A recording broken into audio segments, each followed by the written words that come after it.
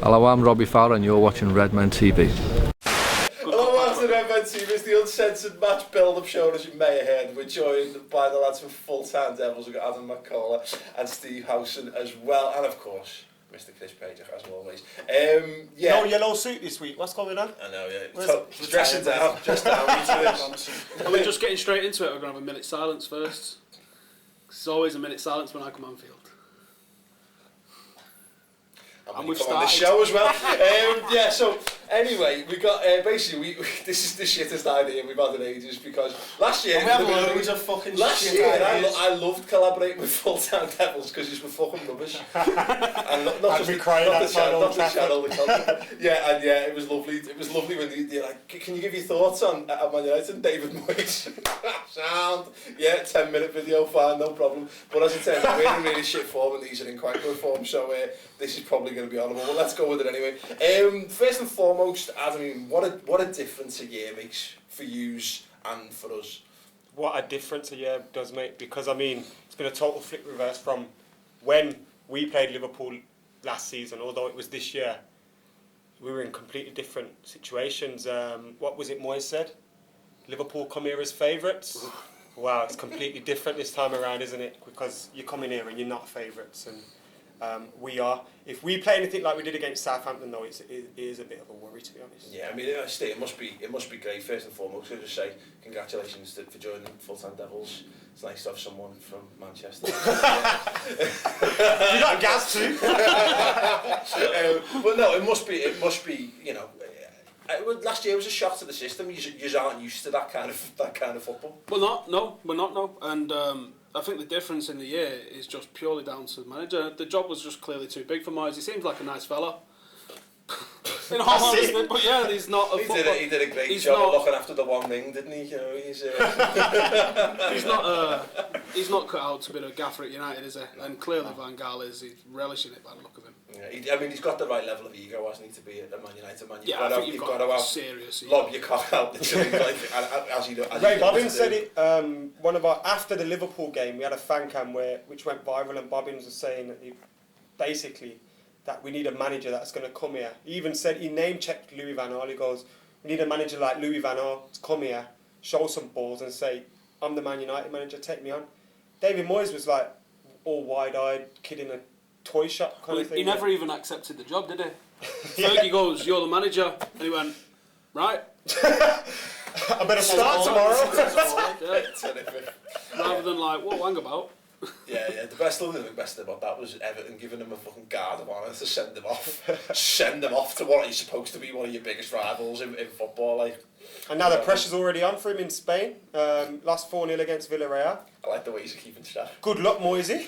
But it's right, but in fairness, you know, he was your Hodgson, and we had that, didn't we, Chris? You know, there's part of you that wants him to go on and be shit. Yeah, because you can say, hang on, he was definitely shit when he was in charge. You got England fans, fucking Liverpool treated him really badly and stuff. Nah, he's a fucking gash manager. He is fucking shitballs, you know what I mean? I don't want fucking Roy Hodgson to succeed, because I want the country to turn around to Liverpool and go, actually, do you know what? Who did you have just before him? Before Hodgson? Yeah, right before him. Was it Rafa then straight into Hodgson? Yeah. But Hodgson's record was comparable to Rafa's last couple of years, wasn't it? Not last couple of years. Last year. But I mean, I personally, I did think David Moyes had some aspects to him that would have made him a success at the club. So yeah, like as a hindsight's a wonderful thing. I thought we'd be. Is I for a player? I expected us to be gash going forward, but I expected that we would be really tight at the back, and it was nothing. Yeah. It was just devoid of anything that resembled football. Yeah. And can you keep talking about last season? This is well better. See what we've done. I know you got us all impressed. Excellent. Did you win the league last season? This is like death by football. Right, in TV presenting terms. Right, anyway, let's get on to the game in general. Ste, I mean, how much do you hate these games? Because I think everyone builds them up, and Sky build them. Oh, what a game! You know, massive game, and the neutrals love it. But I personally fucking hate these games because there's so much emotionally riding on you getting a win. I think it's like losing your virginity. I think the anticipation's better than the actual act itself. I don't really remember. I've not heard that one before. I don't really What do remember you make much of that? of I'm sure virginity. Get your comments below. Leave your losing virginity experiences in the comments below. How does it compare? Was the Mine was like the 4-1 20 Old men? Trafford, to be honest. I don't know, football's never been played on stairs. I haven't lost mine yet, lads.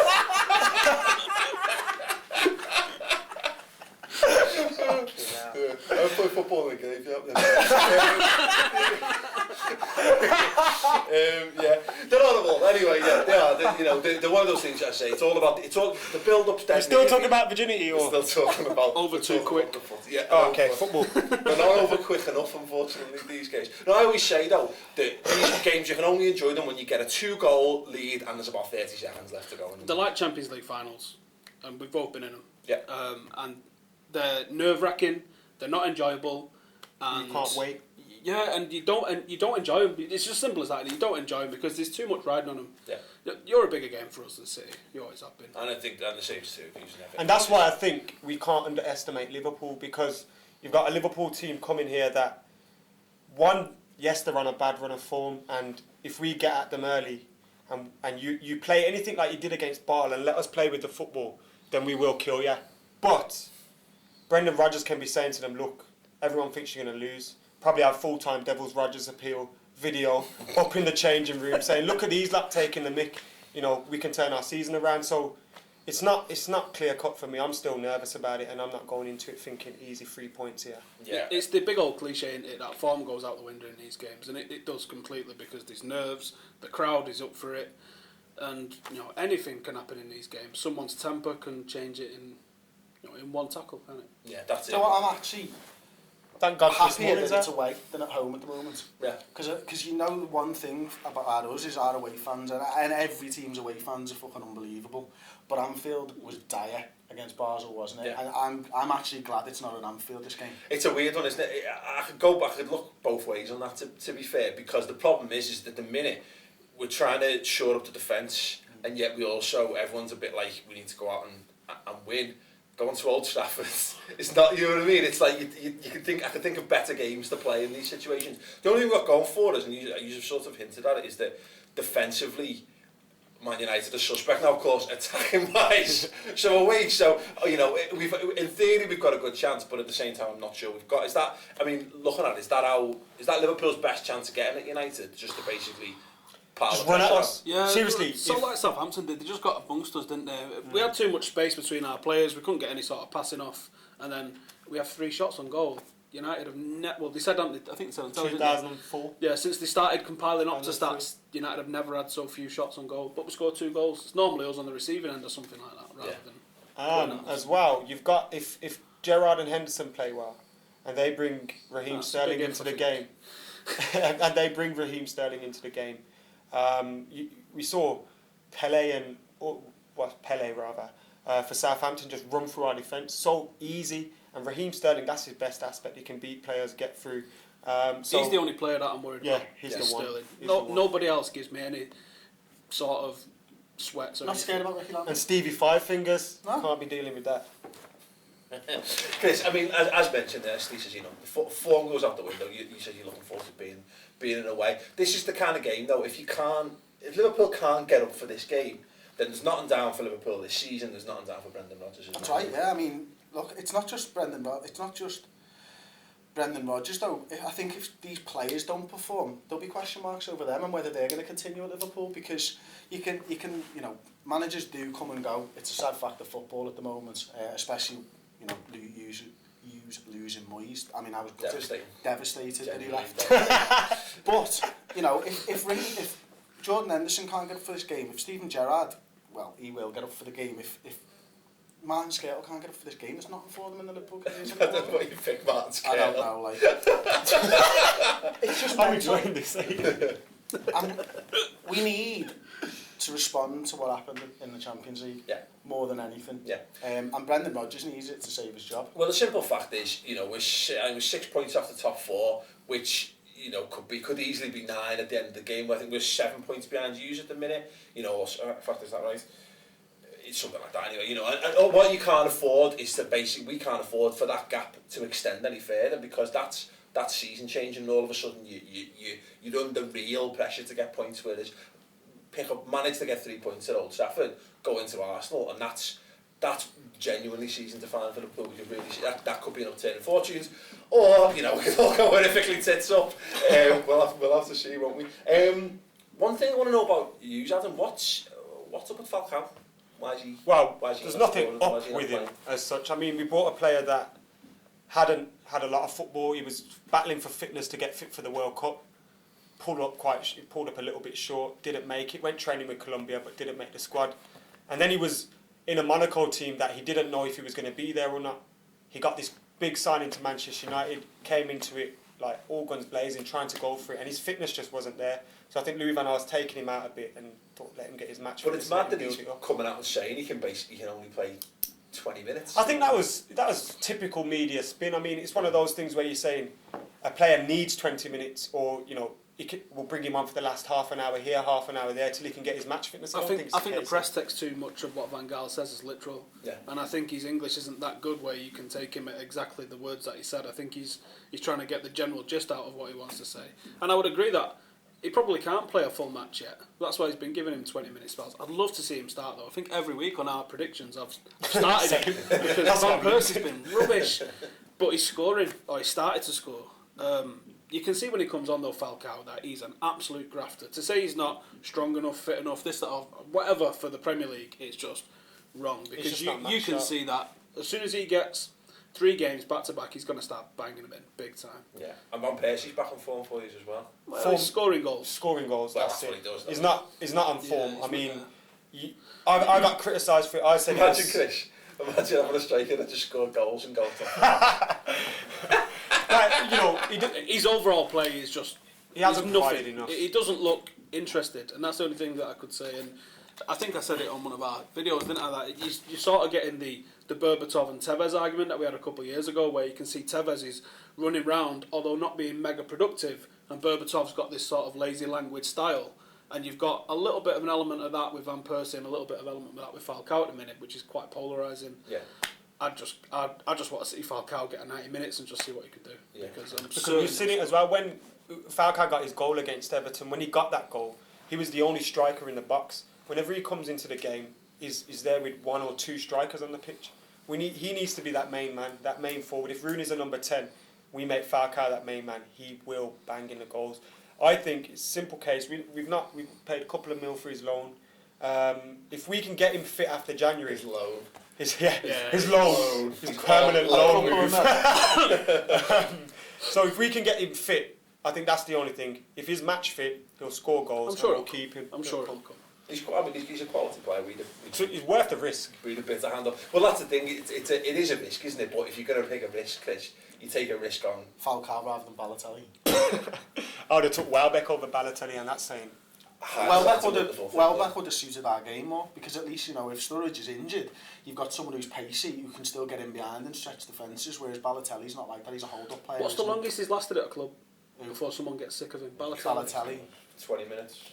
But you know what, I sit right behind the bench, and to be honest with you, when I've seen him interacting with the rest of the squad, they all get on with him. You can tell that they actually buzz off him, they enjoy being around him and stuff. He's throwing chewies at players on the other bench and stuff like that. But that's not. Well, it's childish. It's not a professional footballer's job. The one sort of the best substitute in the Premier League here is probably Solskjaer. But you can tell by watching Solskjaer that he was watching the fucking game thinking, I know how to get past him if I get on. And that's why he used to make a difference when he came on. Balotelli's fucking filing his nails on the bench and doing all kinds of shit.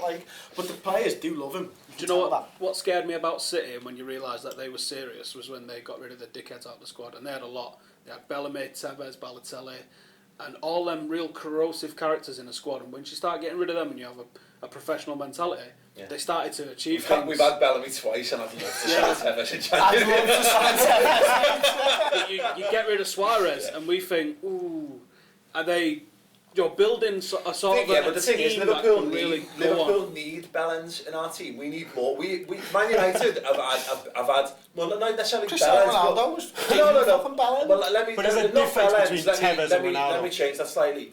Baddies, You need Man United have had bad guys in their side for 20 years, and you've got to have one or two of them because they're the ones who bend the rules, they're the ones who push it to the limit. You know, Mark Hughes used to do it, Cantona used to do it. You know what I mean? Cristiano Ronaldo with his winking affair. But Suarez and Balotelli are Beckham, everyone hated Beckham, didn't he? You know what I mean? You can accept that. I mean, we've seen it with Cantona, we've seen it with Ronaldo, even Beckham, where we accept things off them because they are good footballers. If you're telling me if Balotelli's worth the trouble, you know, well, this is the problem. Like, Balotelli's not the right kind. He's not the right. He's not a baddie. He's a bellend. You know what I mean? He's a fucking clown, isn't he? He's not like Suarez was the ultimate bad guy. Every opposition fans, you want everyone to hate your players. Everyone loves Balotelli. You know what I mean? You've got fans of other clubs going on how much they love Balotelli. No, I was glad he came back to the league because he is entertainment. He's got to do something. Once a month. He makes the Daily Star wear eating every day, doesn't he? Like, you know what I mean? But other than that, no, I know. And that's the thing about Liverpool. Something we need to address in January, big time, is finding a striker, basically. But, Chris, in the absence of that, how do we go about beating Man United this weekend? I think we need to play 2 strikers against them, to be honest. I think, have you still been playing 3 at the back recently? Away we have at home, I think we'll be 4-4-2-ish. You reckon, yeah. I still think we need to go with 2 strikers. And whether that's Liverpool go to a 4-4-2 or not, I don't know. Because the diamond, teams have been getting at us with the diamond. The formation we're playing at the moment, we're just not creating any chances. I mean, it's been like 170 minutes basically since we've fucking created anything apart from Gerrard's free kick the other night.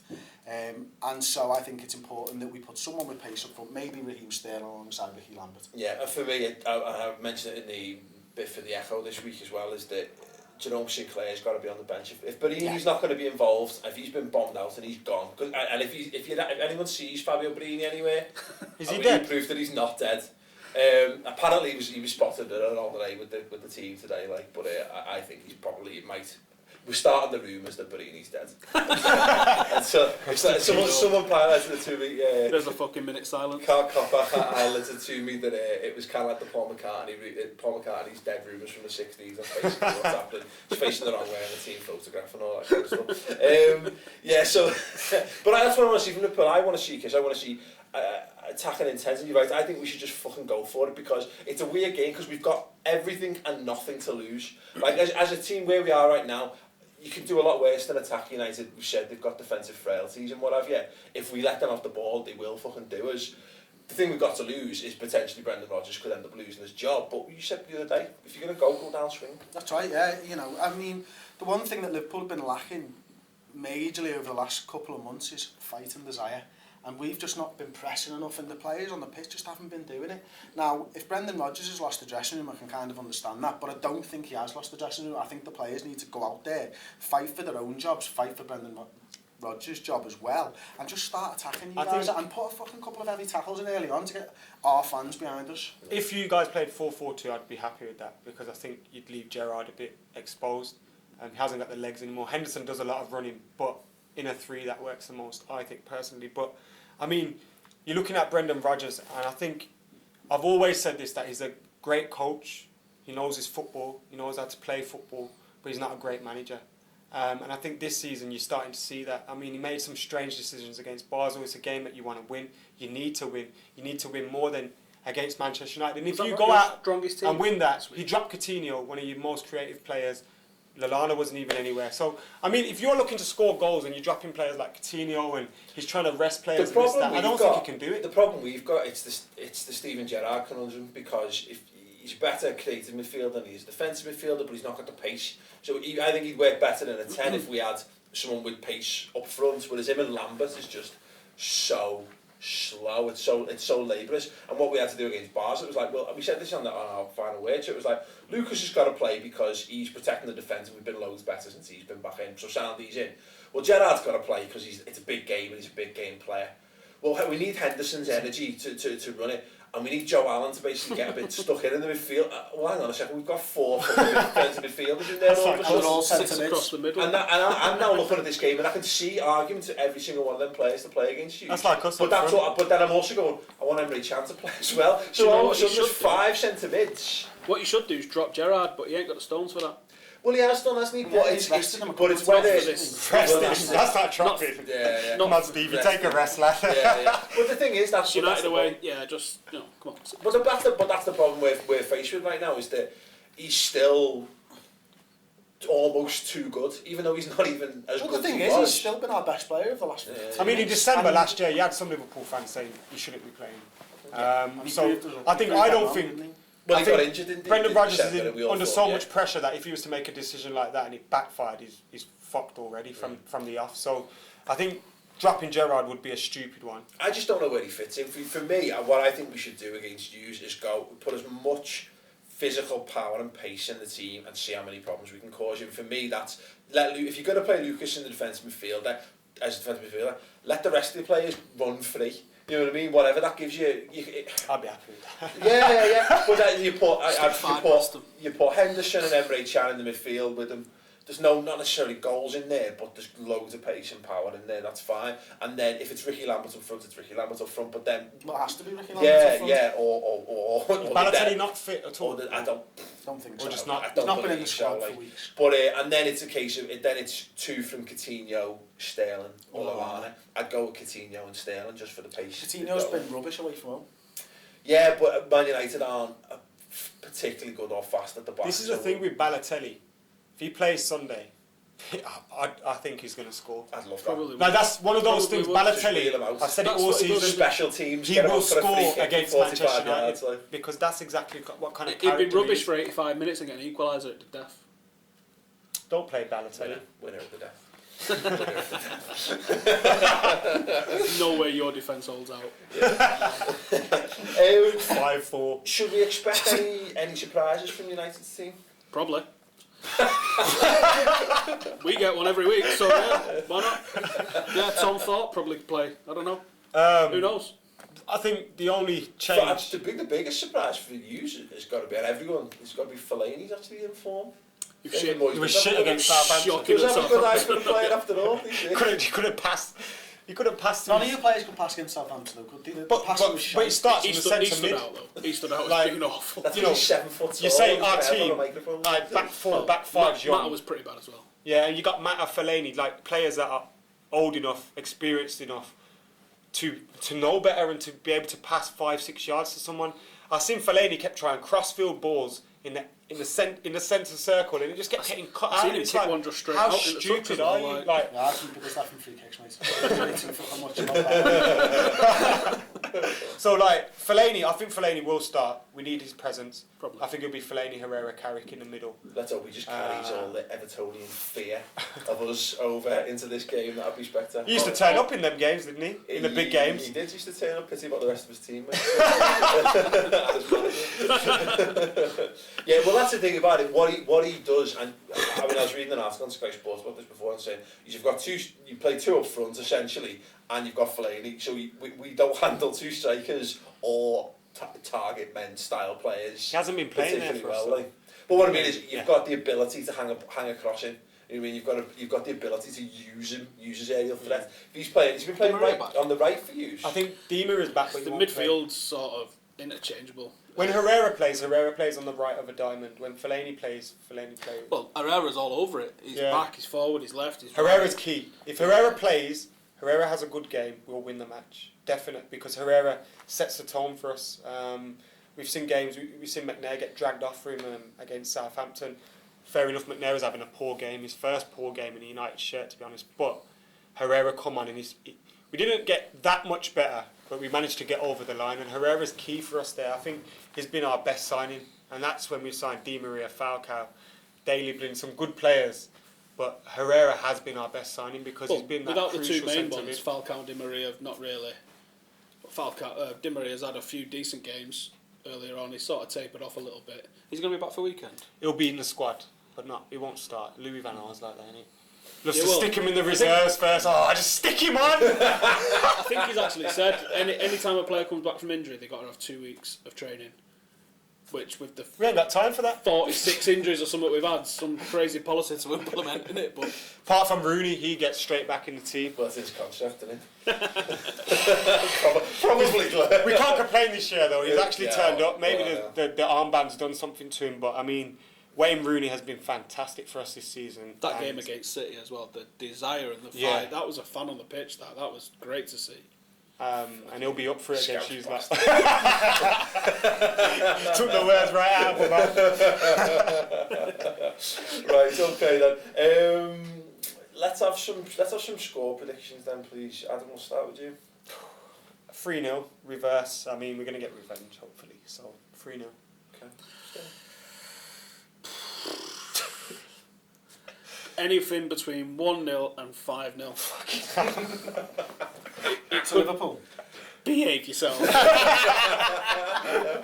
Can I just ask, if you obviously you do full-time Devils, have you ever predicted a Man United defeat on I've predicted a few draws. I've never... I just want to know if the same was true on other fan channels as well. No, we never lose. Even under Moyes, I was like 3-0 every week. 3-0. 3-0. And it was 3-0. We're going to bounce back this week. It's bloody Liverpool every week. This is City every week. Haven't you lost 4 in a bounce at some point this season? We've turned the corner. We're 5 unbeaten now. We're still technically turning the corner, to be honest. Like, 5 unbeaten and you won 2 out of them 5. Yeah. And we're playing our worst football and won 5 5. We were doing the fan cams after the Basel game, and someone turned down and goes, "We finished 13 points behind Real Madrid in a 6-game league." It's just you fucking pack it in. That They're is happy enough. He's giving us material here. Chalk that one up.